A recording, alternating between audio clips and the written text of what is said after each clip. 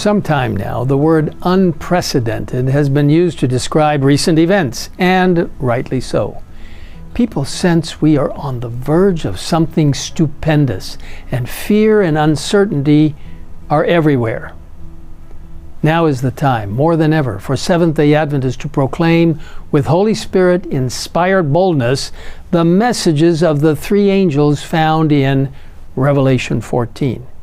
There is no work of such great importance, we are told, than proclaiming this last warning for a perishing world. In every age, God has given His people a special mission. More than 2,500 years ago, God called a young man for a very important mission. Standing fearlessly in the courts of kings, Daniel was a bright light as he ministered to those in the highest levels, while standing in the presence of the King of Kings, who reveals secrets and makes known what will be in the latter days. Those prophecies, especially the ones regarding the last days, are identified in Revelation 10 as a little book, sealed until the time of the end. The Apostle John is told, "Go, take the little book, which is open in the hand of the angel who stands on the sea and on the earth. Take and eat it. It will make your stomach bitter, but it will be as sweet as honey in your mouth." In this passage, John represents God's people who experienced the great disappointment in 1844. The open book is the book of Daniel, containing the 2,300-year prophecy concerning the cleansing of the sanctuary and the coming investigative judgment.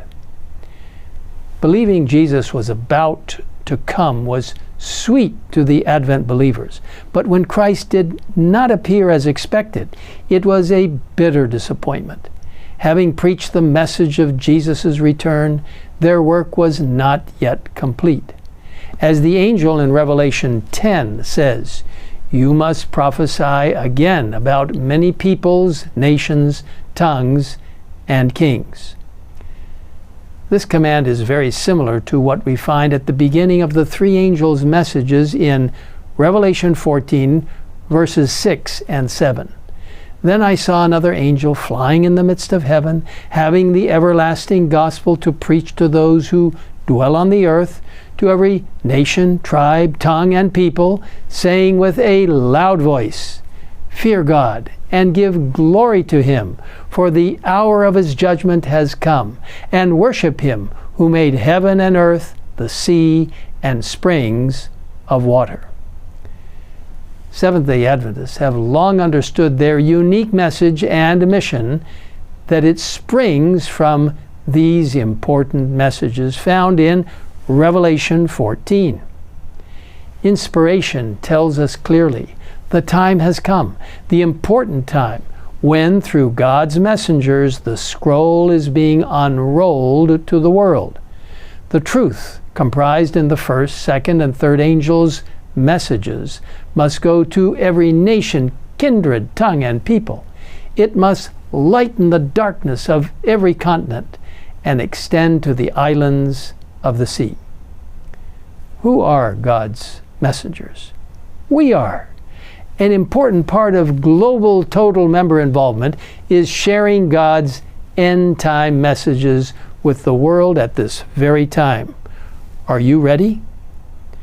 Since we are entrusted by God to proclaim these messages to the world, how important it is that we understand the messages ourselves so we can share them with others. To review or learn more about these important messages, visit the link shown at the bottom of the screen for an easy-to-understand guide to Revelation chapter 14. There are also guides available for children titled "Three Angels' Messages in Easy Terms" at the link shown below. May the Lord bless you as you share these precious messages through the Holy Spirit's power. Now is the time for global total member involvement. Jesus is coming soon.